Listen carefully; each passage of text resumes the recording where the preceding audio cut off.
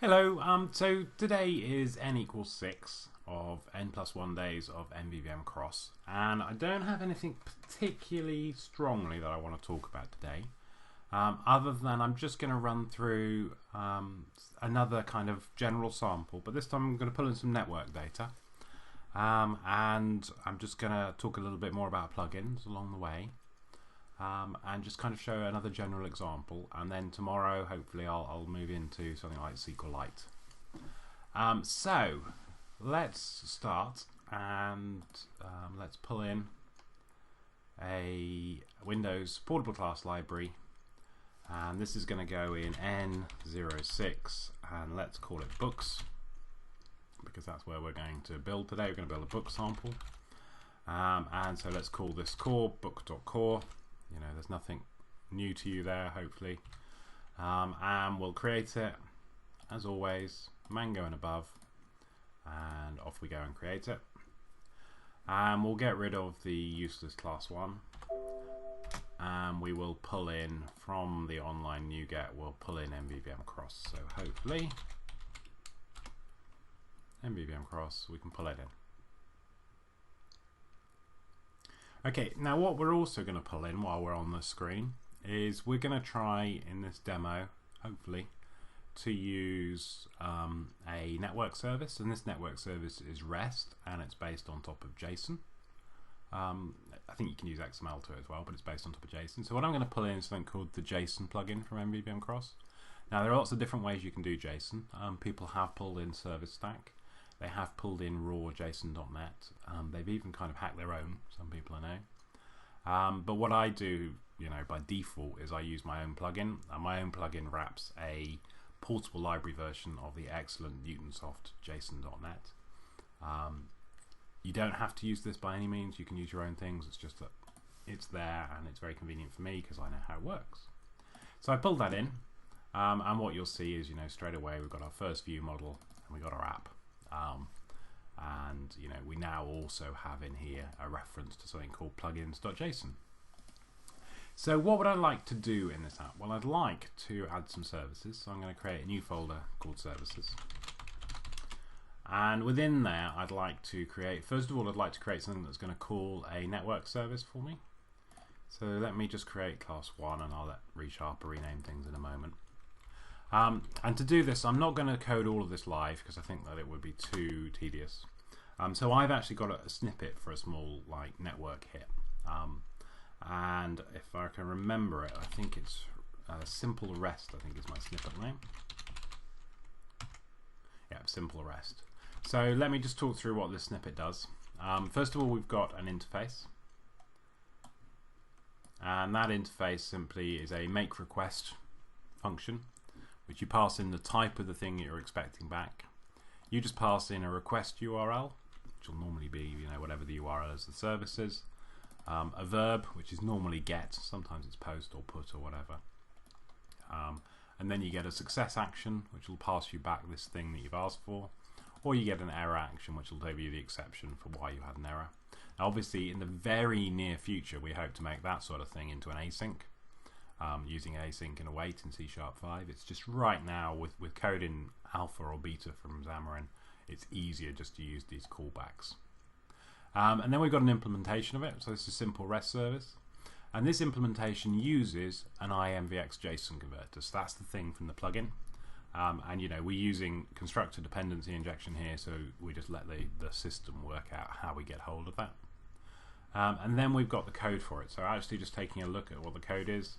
The code simply creates a request. There's no parameters or anything. We kind of assume those are all in the request URL. It sets the accept, and then it makes a request. And somewhere in the return, it'll try and deserialize, you can see. It handles errors if there are any errors. And also we have a make request method here, and that just kind of does exactly what you expect in terms of ending the get response, using the stream reader just to read the entire text so that it can be serialized later. So I had a few things to resolve there, and the serialize itself, this is a very thin wrapper, as you can see, around JSON.NET, but you could use something else instead of JSON.NET if you wanted. So that's a very simple network call. Obviously it's a bit uglier than, you know, kind of using HTTP client in the latest async code, but hopefully very soon we'll be able to use HTTP client portably, and then, you know, this will zoom right down, and the fact that we've got it in its own file means that it can just sit there. So let me now add something that'll actually use this simple REST service, and let's do that by adding another class 2. And what we'll do in here is, again, I've got a snippet ready prepared, and so this snippet that I'm going to use is called Books, and this snippet uses the Google Books API. So I don't know if I dare open a browser here. Let me see if I can browse to this. How do you open a browser? Anyway, so it opens the Google API's Books API, and this just provides a list back of search things, essentially. And what I've done in order to, let me just see what I can pull up. I can pull that one up. So what I've done, if you take a look at what this calls, you don't need anything. So if you know, have a search for mono, then it calls back this sort of XML, JSON, you can see. And the way that I converted this JSON across into actual types is I took all this, guys, and I copied it. And then there's a service online called JSON2C#.com. And if you paste your JSON in there, and you can do it via URL if you want, and hit generate, then it will actually generate the types for you. And as well as this, there is now within within Visual Studio, there's a plugin that does exactly the same thing. But all I've done literally is just take that and use it to generate some code. So back in Visual Studio, hopefully we can see those type of simple objects that were pulled back are all down here. I've only used a small number of them. I actually cut some out just to make the code simpler, but you can see it's exactly the same sort of thing that I pulled back. Right, so with that done, the only other code to really look at in this kind of snippet, it's not very long, I promise, is that we've put an interface in place, and what that does is it's called start search async. Calling it async's a bit naughty nowadays, really, because it's not, you know, an async as in await async, so it's not what you really expect to be called async. And all I've got is the search term, what for, and then the search result, which returns this guy, or an error handler, which returns the exception. There's no kind of cancellation tokens or anything in this simple example.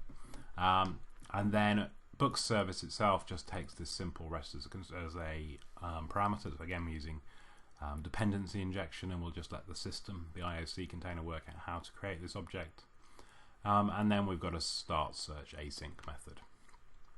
So you can see that's the way it's kind of set up. There's nothing else in there.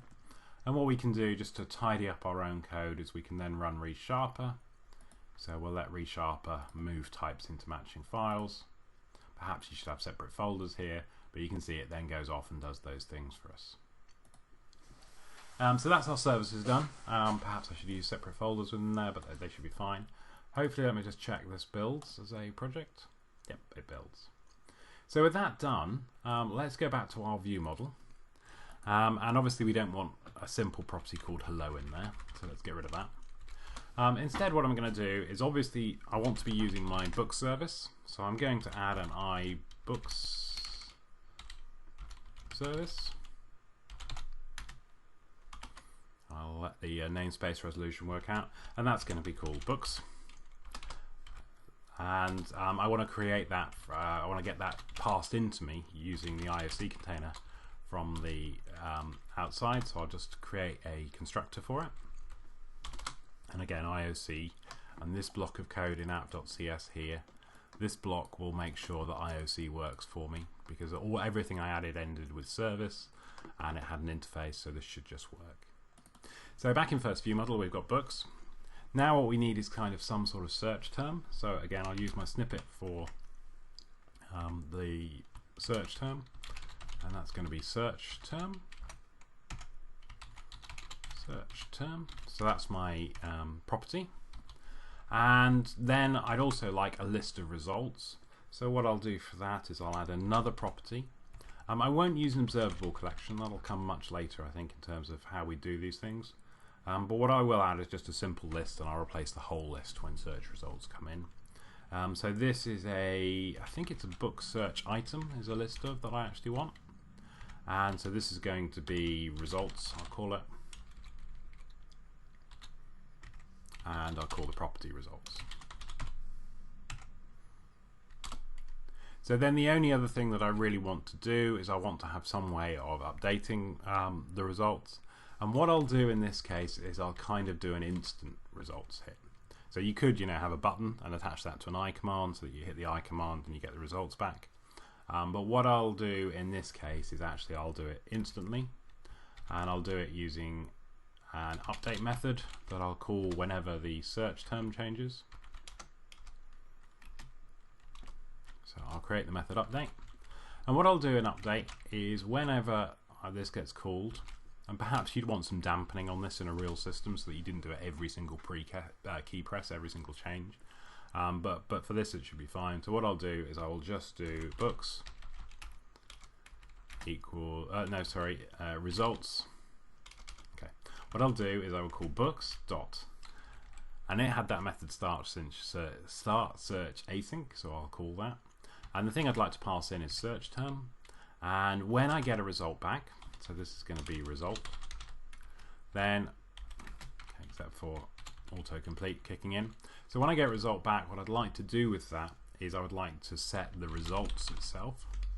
So what I'll do is I'll find results, and I'll set that equal to result dot. Oh, I've missed out a comma, that's why it's not doing any IntelliSense for me.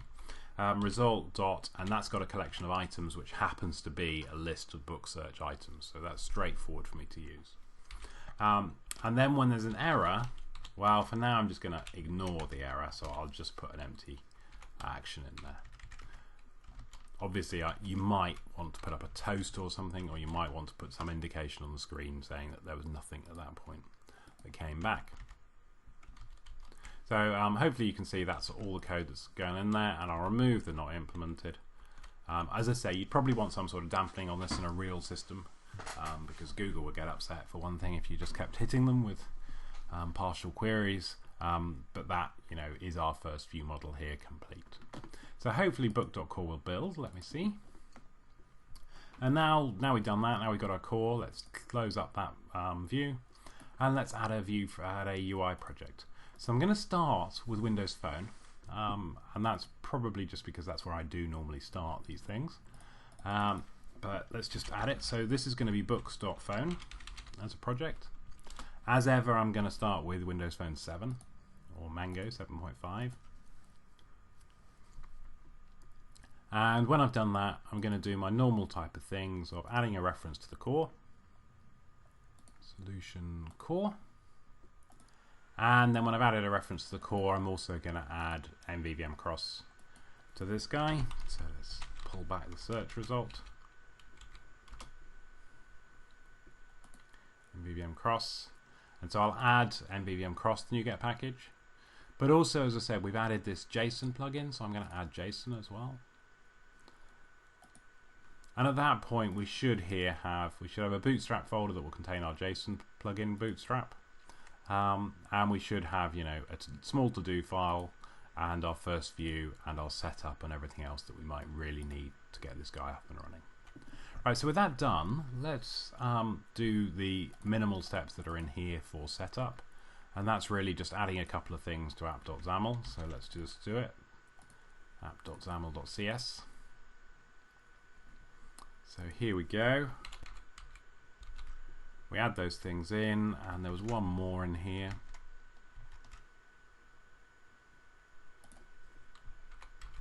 It looks like I also have a typo, which is going to be annoying.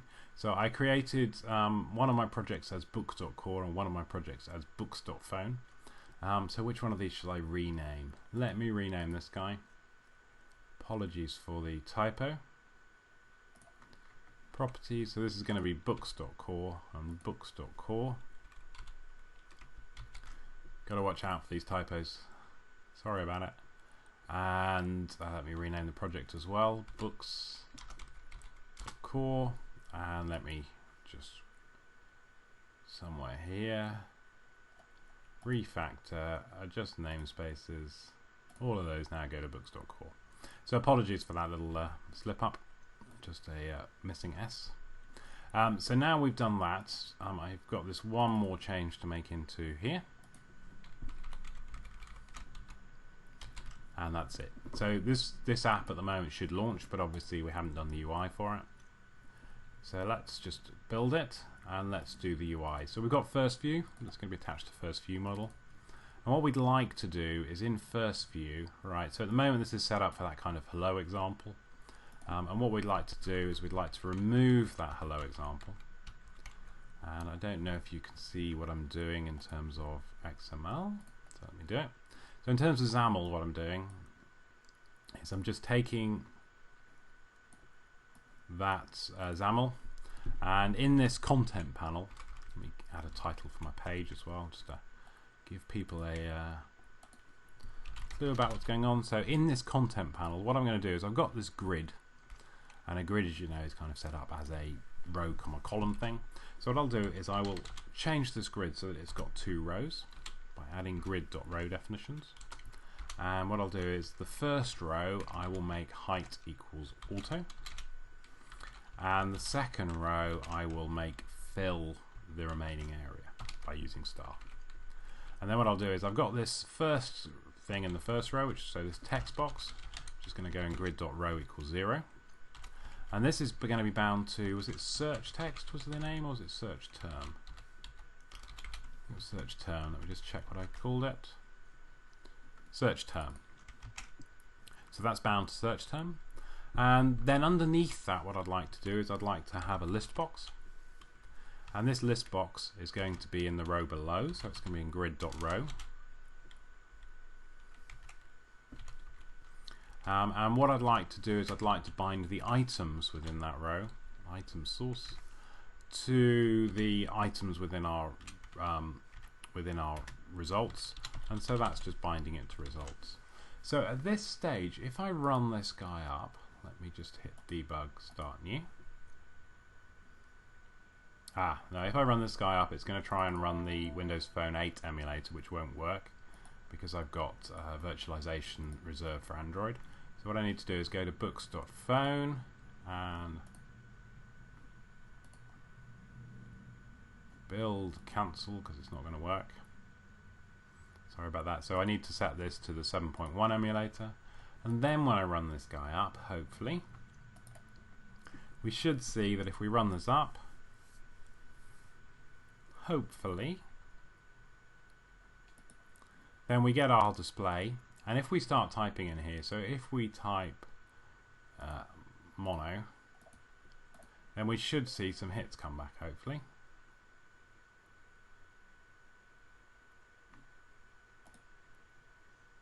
Okay, so there's some hits for mono. Obviously they're not anything to do with mono touch at the moment. And what you probably aren't seeing is that actually, oh okay, you have to tab away. You know, we're getting these hits back, but if I was to keep coming in and out of here, we'd get a lot more hits than we really need. So there you go, that's a first UI up and running, but it's not very pretty. So to make this prettier, let's actually try something I hardly ever do, which is I'm going to use Blend, which is the design tool for Windows Phone and Windows RT and WPF and all that stuff.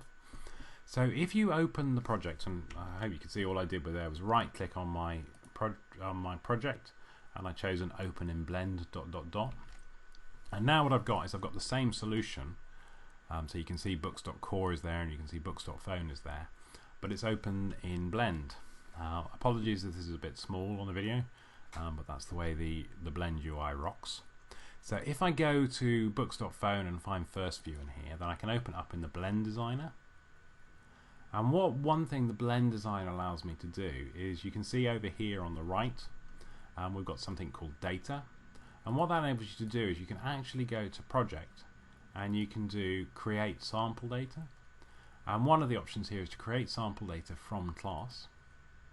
So what I do is I create the sample data from a class, and I choose the books.core class, and it's the view model that I actually want to create it from. So that's all I'm doing is I'm finding the books.core view model's first view model, and I'm saying I'd like some sample data based on that. So I hit OK, and you can see over here what it's done is it's created something. It's got, you know, the properties we kind of expect, including a search term. So let's set that to be a lorem ipsum, which is just a general thing. So we'll do that. And results. So you can see we've got kind of the results object. So this is a list of book search items, and each one has these things. And within here, let's set some of these. So you find author summary, and for author summary, well, author summary is actually a name. So we've got these sample things here. So we'll set it to be a name. And we've also got down here somewhere a title, and a title by default will be lorem ipsum. Let's leave it as no. Let's see what else we could do. We could use it as something like an address. You can add to these fields as well if you like, if you don't like the format of address. And then the other things we've got here is image links.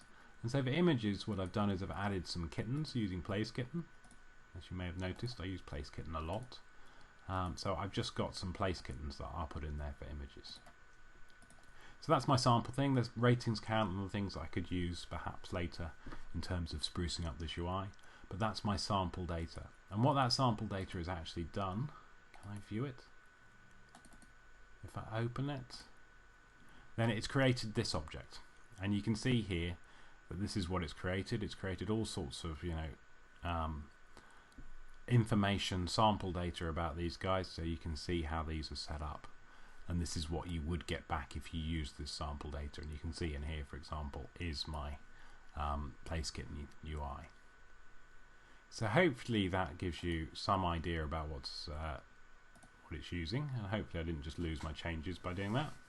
And now what I'd like to do is I'd like to actually use it within this UI. So what I'm going to do is I'm going to bring up both the XAML and the designer at the same time. And what I'm going to do is I'm going to, first of all, I'm going to select the whole page. So that's my entire page selected. I'm just going to drag the sample data from this pane over to the main page. And what I think that does, what I think I should be able to do, let me just get this. Somewhere is my secret. So if I've got my entire first view selected, then I think what I can do is drag across, and I should be able to set its sample data. Now how do I do this?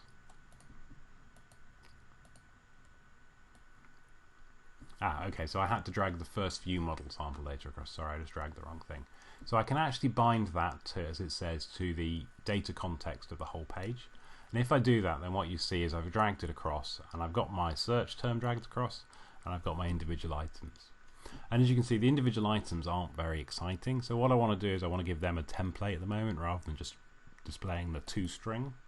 So what I'll do is I'll edit the template, and I will actually edit one of these guys. So these take a bit of finding if you're not used to it, but basically under additional templates here for the list there is an item template, and so that's what I'm going to do. I'm going to create empty, and so this is going to be my book template, or my book item template, say. Let's get rid of my book item template, and we're going to create it. You can create it in the application if you want to, or you can create it within the document. I'll create it within the document at this stage because I'm not going to reuse it anywhere.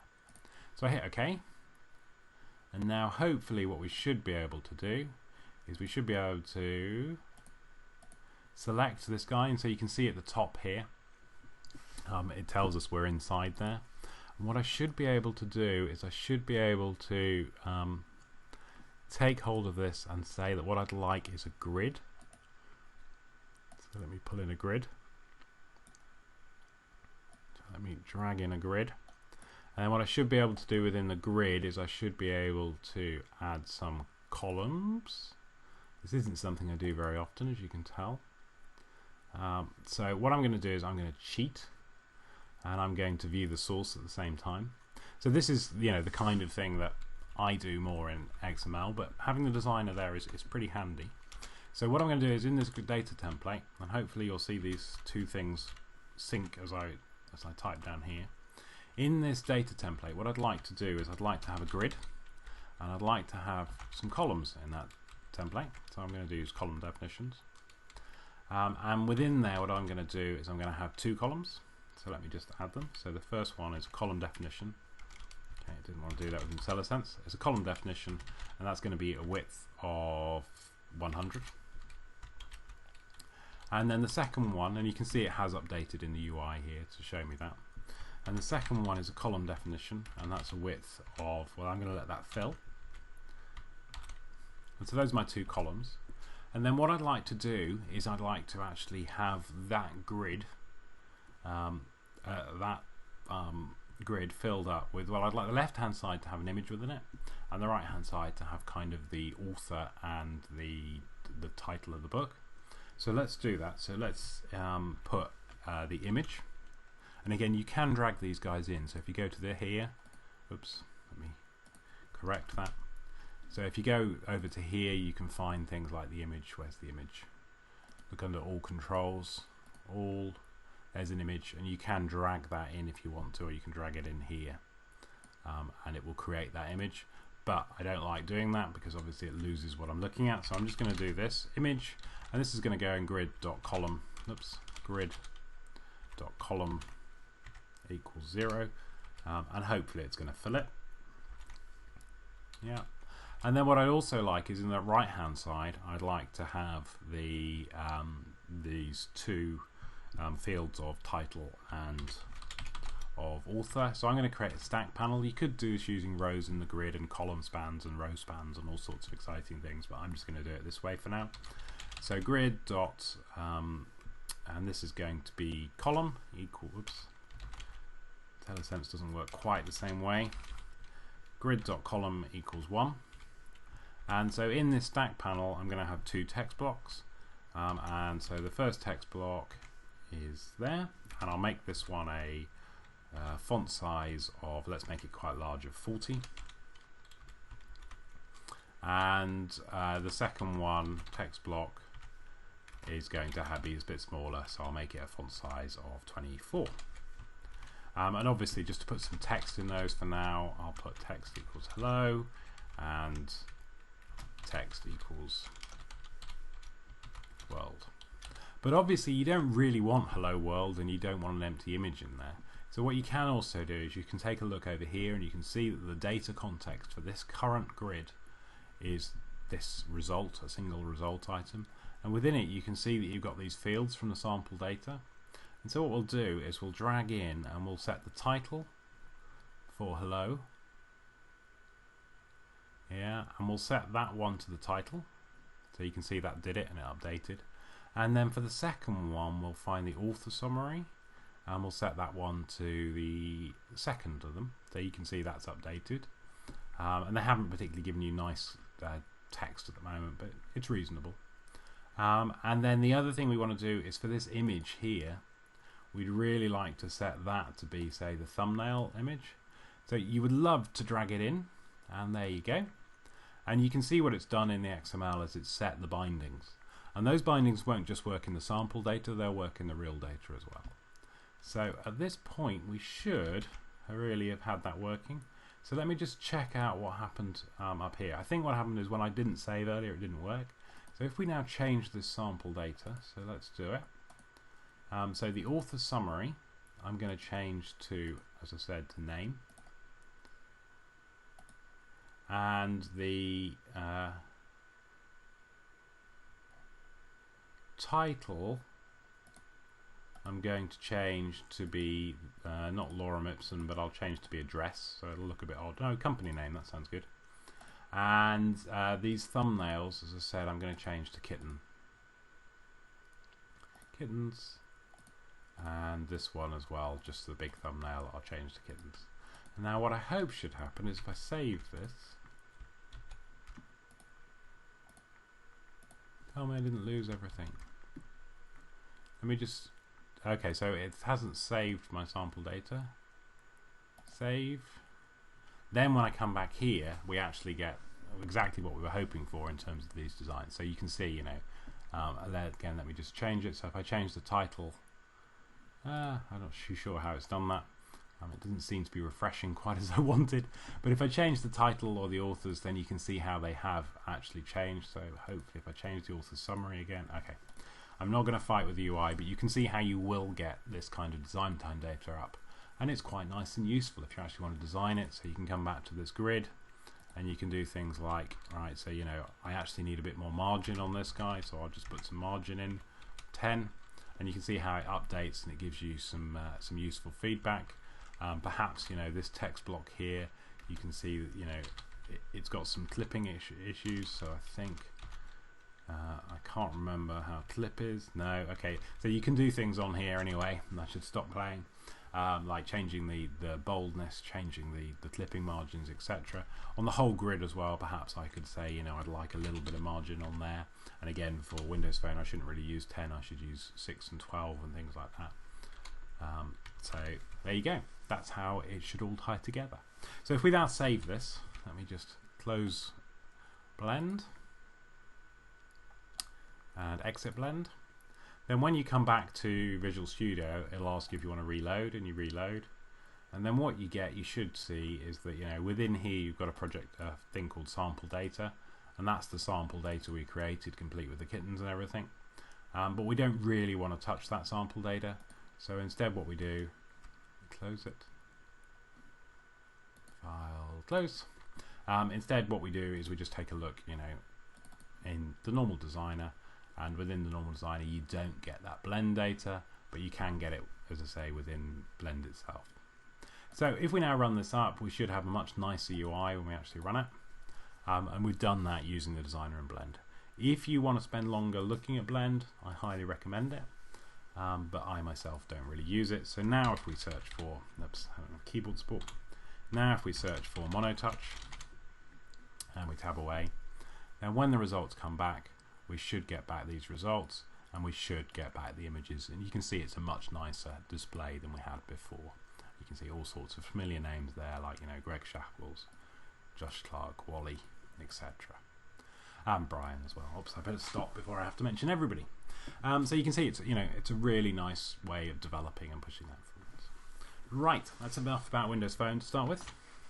So now let's take the same UI and let's do it somewhere else. Next on the list is going to be, shall we pick Android? So we go to Android, we choose an Android application. This is going to be books.droid. We hit OK. When it's generated, we add a reference to our core project, books.core. After that, we add a NuGet package, and the NuGet packages we want to add are, first of all, we want to add the core of MvvmCross, and secondly, after we've done that,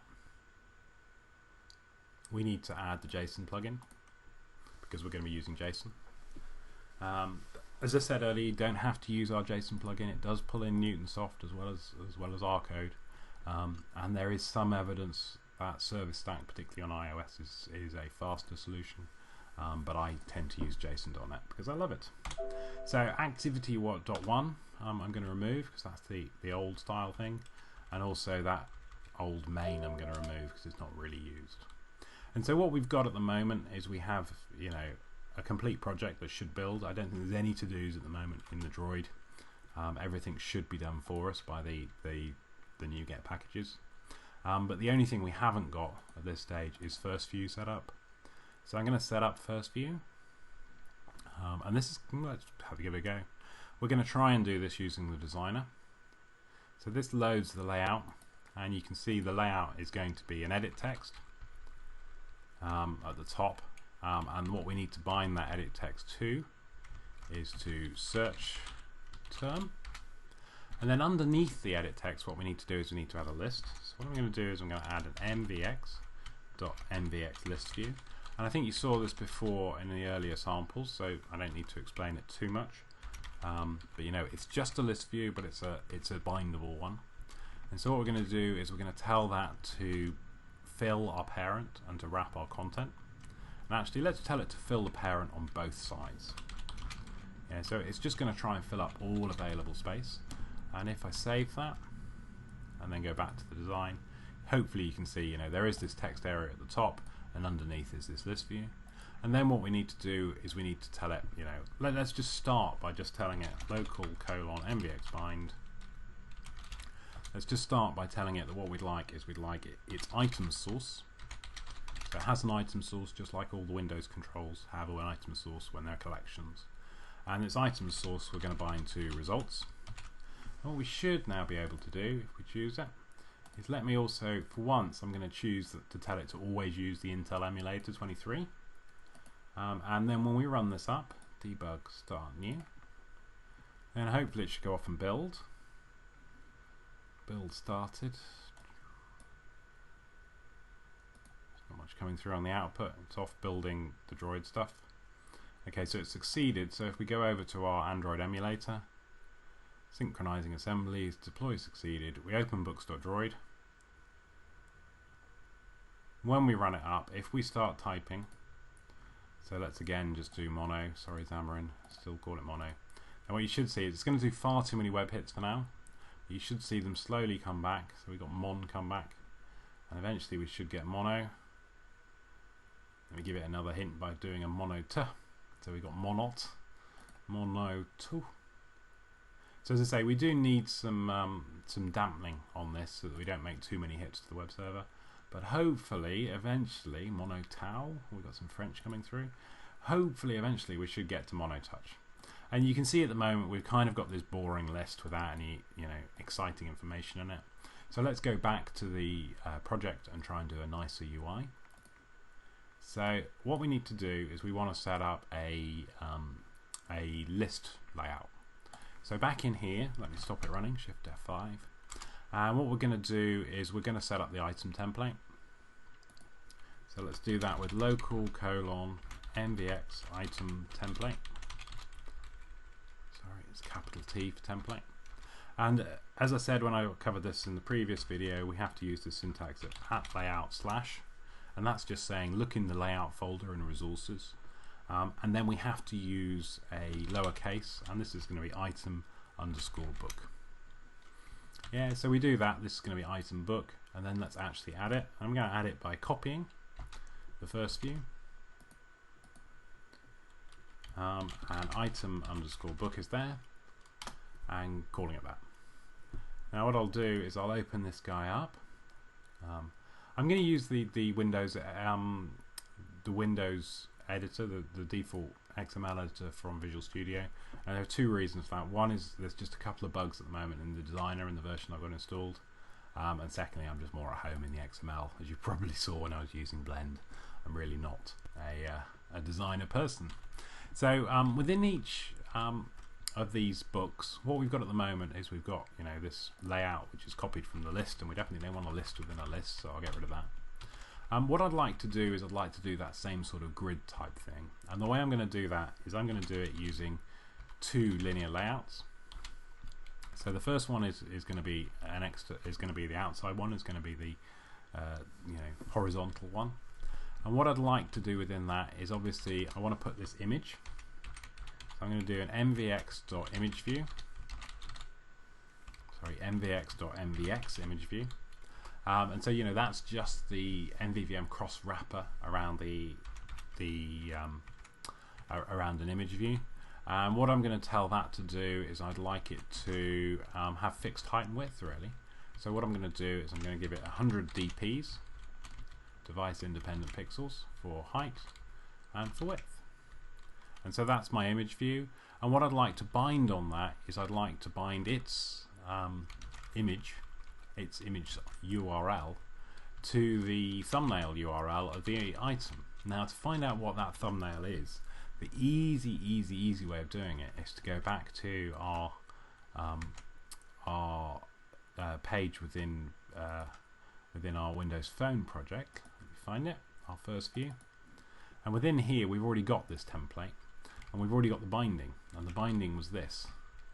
It was volumeinfo.imagelinks.small thumbnail.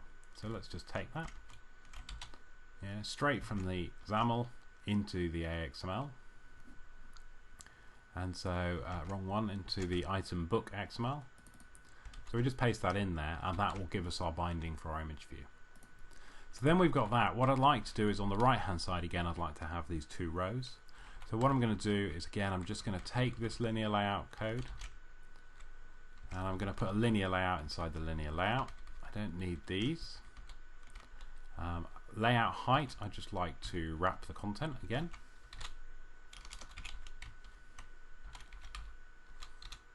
But I'm happy for it to fill the remaining width of the parents, that's it. And for orientation, this is definitely going to be a vertical. So I'm just going to set that up. and then I need obviously to close it off. So hopefully you can see the pattern. If not, then we can return to the designer and you can take a look at it. But there you can see these two linear layouts, and then what I'd like to do is just put the text views within here. So let's do it. Text view, and these text views are going to do exactly the same again. They're going to wrap the parent, they're going to wrap the height and fill the parent, and again I can copy the binding statements straight from the binding statements within the XAML for Windows Phone. So I'm going to bind the text of this text view to exactly the same thing as I bound in Windows Phone, which was to volume.info.title. So let's do it. And then I'm going to add another text view underneath, and this one is to volume.info.authorSummary. So it's a bit of cut and paste there, but hopefully you can see how it works. And then let's just set the text size on these, and I'm not being lucky with my IntelliSense today. You can also get IntelliSense if you use mono-develop / Xamarin Studio. And to do that, what you have to do is you have to open it as an XML file, and then you get brilliant IntelliSense in there. So that's another option for you. So again, I'm just going to use device independent pixels to do these text sizes and set it up like that. So if I close that, then you can also see that same file in the designer. Let me see if it opens up. Item book. Open with, and let me open it with the designer. So I'll close it as it is, open it in the designer, and you can kind of see here how it's done. If you actually set some default text for these, then it's a bit better. Title here, and hopefully we will get a author here. So these will be overwritten at runtime, but they do take a little bit more space. So if you then do that, then you should be able to see, you'll get, this is the layout you'll get, and this might give you some clues. So at this point you might want to start tweaking it and using the designer, and so you can do things like perhaps you'd like to make some formatting around here, so you'd like to have some layout margin, and there's a little thing for it. Oh, I don't want to use that, so I'll just do layout margin, and this one I'll put 10 dp around there as margin. And then you get that as its margin. You might want to put some more here, so for layout margin, let's give this one just a bigger margin on the left, so this is going to be 20 dp. So you can see how you might lay these guys out, and your image, perhaps you would like to give that a margin all the way around of 5 dp, say. So I hope you can see how you'd build that up as a design. You don't have to use this linear layout. You could use a relative layout, which would be more optimal. You could use a grid layout, which would be more like the Windows Phone one. But I hope you can see how you build this up as a design. And the designer itself is very useful for that. Just to say, be a bit cautious about some bugs if you're using the Visual Studio version at the moment. So that's the designer built up. If we close it, then hopefully, if we return to the books.droid, and we run it up, and hopefully it'll build. Hope it didn't break anything. And let's just see. Packaging application, running it up, waiting for device.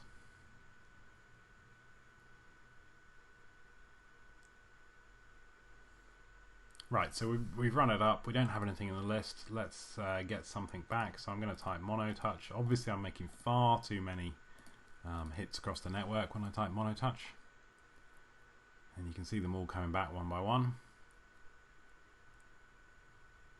Right, and what you will notice here is, let me just do one more little thing.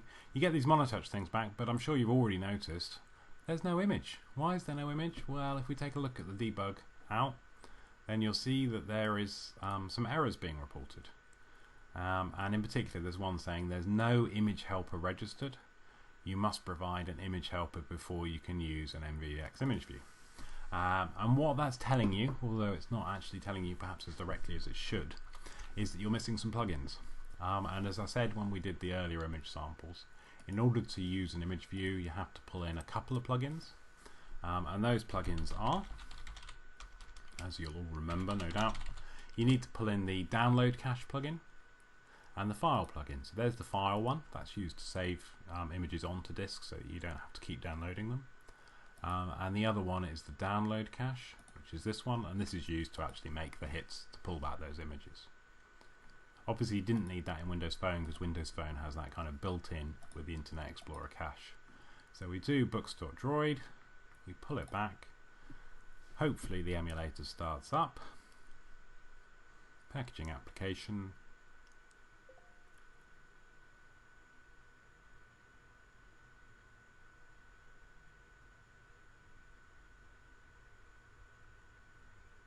loading, and then if I do, it's not giving me hardware support, if I do start typing, let me type monodroid for once rather than monotouch. And again, we're making far too many hits to the network. Oops, it's not going to work that way. So if I start typing monodroid, eventually, hopefully, we will actually get some monodroid rather than these other things. So now you see these hits have come back. Obviously these list items aren't as pretty as perhaps we might have hoped, but you can see all sorts of names. Jonathan's in there, Chris Hardy's in there, gosh that's a lot of names, and you can see that we pulled this information back, and you know, hopefully that's a useful kind of demo to you for, you know, quickly putting together a UI that matches the one that we had within Windows Phone. Okay, let's stop that. Got a couple more platforms to do. I'm waffling on, taking my time today, but let's add the Windows Store one. So let's do it. Add new project and Windows Store, and it's going to be a blank app, and this is called books.store. Add them in, and again we're going to do the same sort of things as we always do. So we're going to add a reference to our core, to our portable class library, books.core, and we're going to add the references to the NuGet packages we need, which in particular, it's not being very friendly to me, this autocomplete. I'm going to add, although it's a very useful framework from Steve Sanderson, the Knockout one, we add the MvvmCross core, and we're going to add the JSON. So let's add them in. Done. So that's all of that kind of automated stuff done for us. Well, there's a couple of things we need to do within. I just think it's just one thing. It's this little block here that we need to add within app.xaml.cs, which is just telling the app how to start in one of the files that's pre-generated for us. So we add it instead of using this main page. There it is, done. We'll remove the main page because nobody likes that anyway. And then what we'll do is we will start playing with the first view. So the first view is here, and at the moment, as you know, it's set up for a hello app. So we're going to change that instead to use a search term.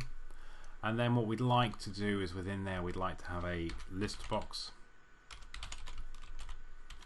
underneath it, and I'm not going to use a stack panel because that's silly. In fact, what I'm going to do is I'm going to go straight back to the Windows Phone example, and I'm going to use the XML from here because this XML works pretty well.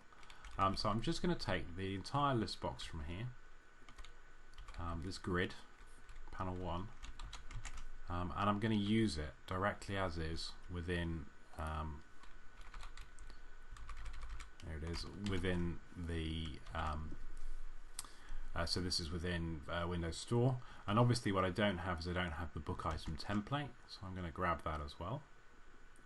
Obviously you probably wouldn't want to use the book item template directly because a phone UI is very different to a desktop screen, for example. So what I'll do is perhaps edit it a little bit. So let's do what's this? This is a page. This is views : MVX store. Oops. Store page. Store page? No. Store page. Dot resources. And within here, I will paste that template. Right. So this template doesn't really work as is.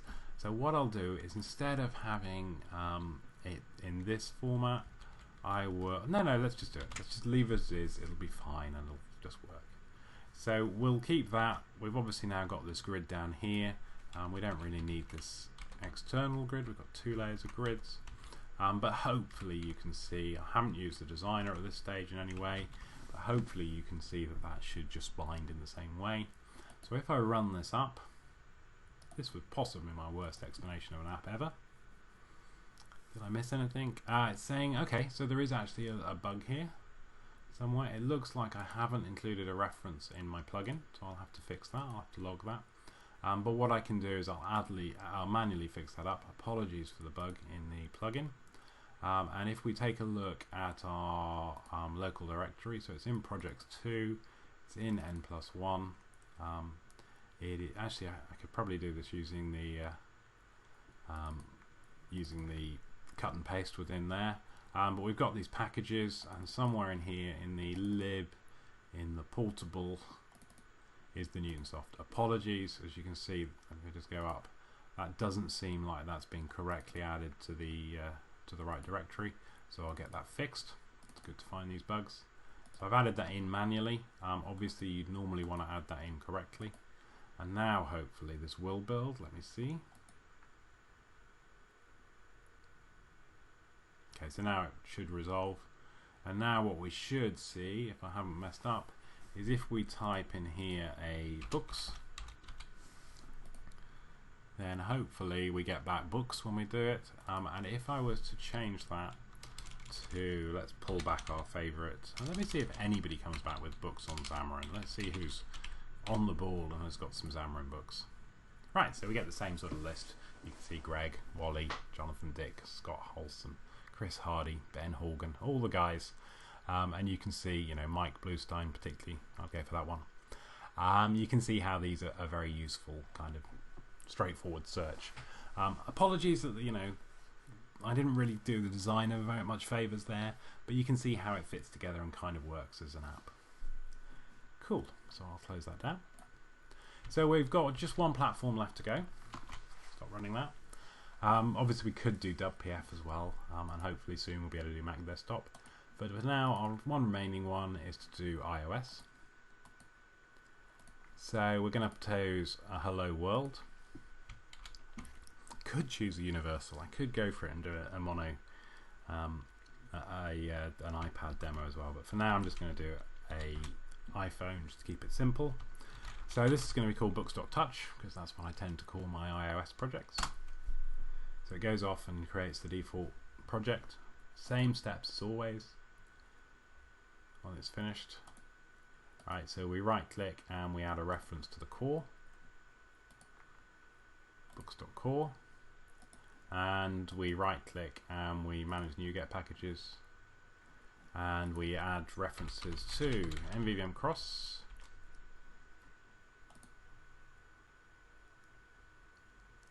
to JSON.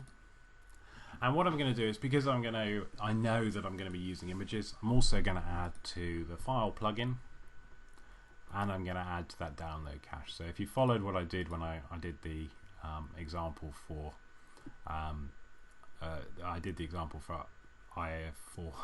tripping out my own tongue.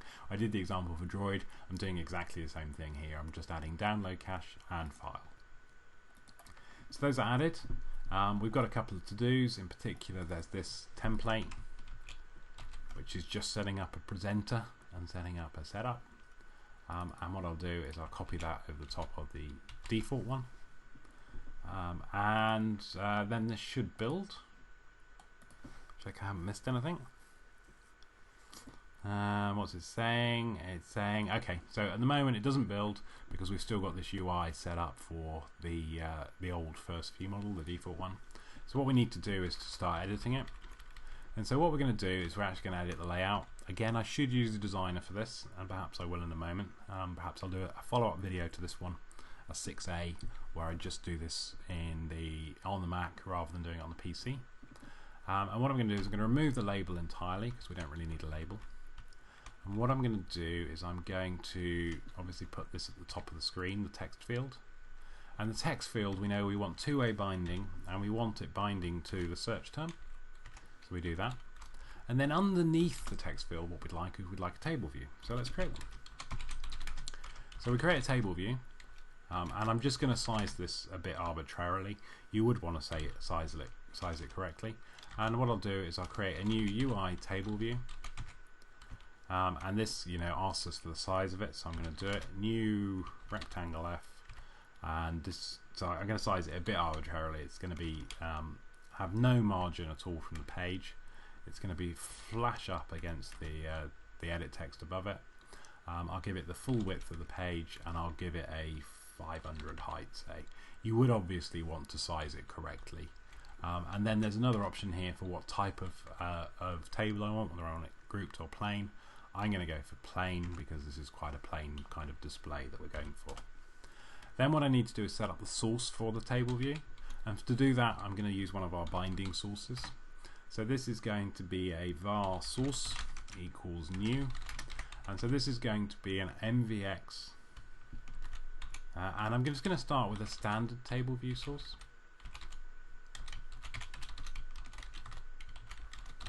So the standard table view source, if you can remember back that far, is just one that takes it just uses the default layout for cells, and it has kind of some hard-coded names for the things within there.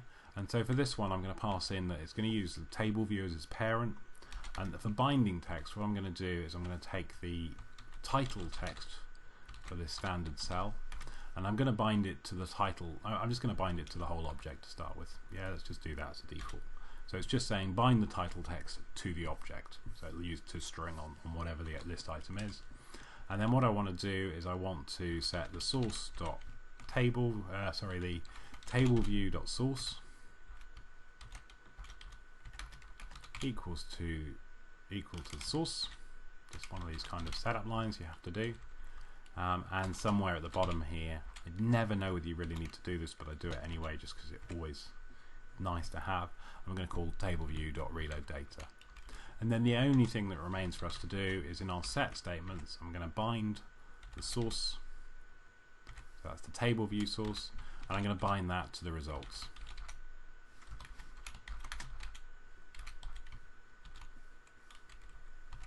Right, so that should now hopefully, if we set this as a startup project, if we then choose that we're going to run an iPhone simulator, and then over here, let me see whether or not I can attach, build, let's see whether or not I can actually get this guy to run. Maybe that my Mac has gone to sleep. Unreachable doesn't sound, okay, so for some reason one of my Macs has gone to sleep, but the other one's still alive. I won't tell you that they are actually the same two guys. So I'm going to connect to it, and then what I also need to do is set up this type VNC viewer, and I'm going to connect. It looks like I may have more problems, but I'll take a look at what's going on in a moment. Okay, so it's just telling me there's no valid device. What I should be able to do is select that in a moment. Let me just get into the Mac. So I'm going to log in, and I may have to log in twice because it may have gone to sleep. So let me do that. Did I get the password wrong? Yep. Hopefully I can get into my own Mac. Right, so there's my MI simulator. So let me come back here, and in books.touch, all I'd like to do is I'd like to take a look here, and it's not that simulator, it's the Retina one that I'm using. So let me run it up, debug, start new instance, and hopefully what we can see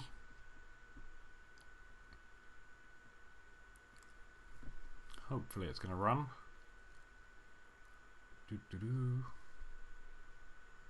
Right, so it's running up, and when it runs up, hopefully, okay, so it's not very easy to see what's on the UI, but hopefully up here somewhere we've got this, and if we start typing monotouch, apologies for the lag, it's just the lag. Oh, it crashed. Let's see what I did wrong.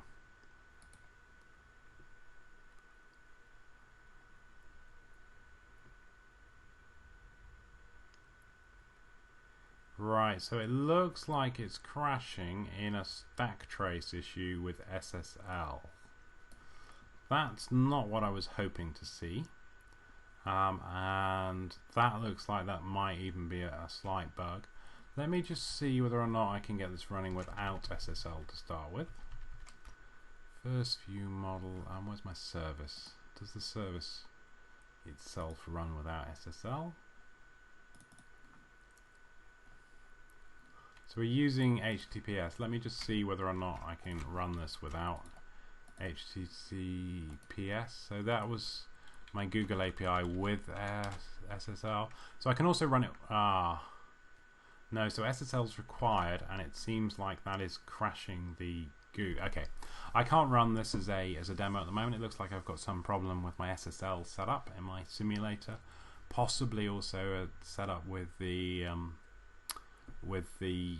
I don't know what that is actually. Possibly there's some problem there with the setup in the simulator or with Mono. Let me just try one thing. iOS simulator. Let me just quit the simulator and see whether or not I have more luck running it a second time. But it may be that looks kind of more terminal, in which case I'm going to end this N+1 here and see whether or not I can get it up and running a second time.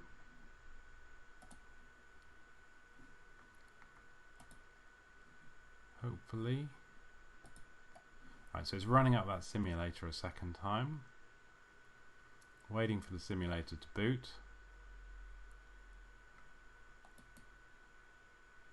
So it boots, we start our app. We have to find out where the text is. We start typing mono, and does it crash? Or do we have more luck this second time?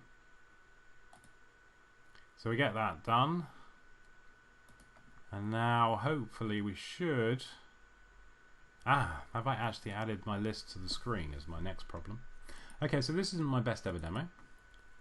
But what you'll have noticed here, so actually that demo was actually working now. I will have to report the SSL image to these guys. But what you'll see is we've got a whole load of warnings here about weak targets being null.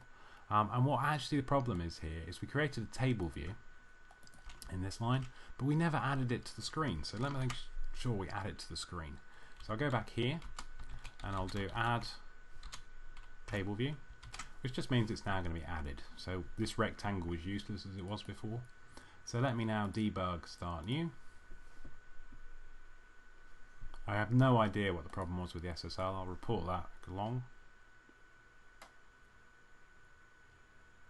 So hopefully it's going to go over to the Mac, start up books.touch.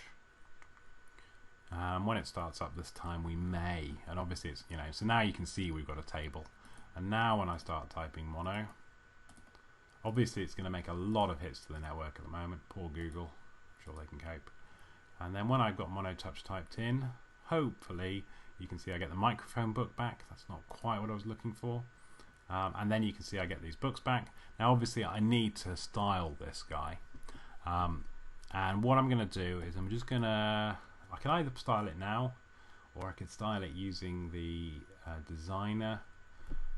What's the best way of doing it? What I'm going to do is I'm going to stop recording this now and I will switch over to the Mac and I'll show you how I would style this on the Mac, because to do these cells you really need the zip editor, and so that's what I'll do. So just bring it to a close. Apologies about the small problems there with SSL. I don't know what those were. But what I'm going to just summarize again is what we've done is we've pulled in some network services. We let IOC work out how these services get created from their interfaces. And one service here, the book service, needs another service as its input. And then our view model is very simple and just ties these things together. Obviously for a real app you probably wouldn't want it to be as verbose and as vicious about attacking the network as this app does. Another thing, just as an aside, is you also would want to use a more complicated network algorithm, because this one in particular for something like Windows Phone doesn't do any gzip, so you need to make sure you're adding those things.